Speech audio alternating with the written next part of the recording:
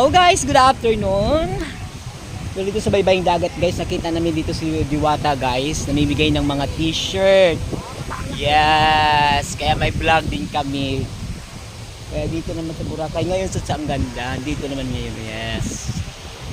Yes guys, isa sa mga nag-trending kong kaibigan dito sa Crystal Kayak. Yeah, siya yan guys, ang nag-trending guys ng pinang Guys, kung gusto niyo maghanap sumakay ng Crystal Kayak, pinakamagaling na photographer guys, andyan lang po siya guys.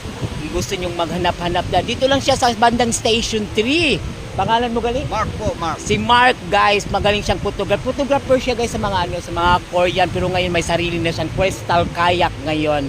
Kaya kung gusto niyo pumunta dito sa Boracay, hanapin niyo si Mark para sa Crystal Kayak. Magaling po siyang photographer Sa harap guys. po ng chunks. Yes, harap ng Changsa. Dito yung mga pwesto namin guys. I love you all. Mwah! Thank you.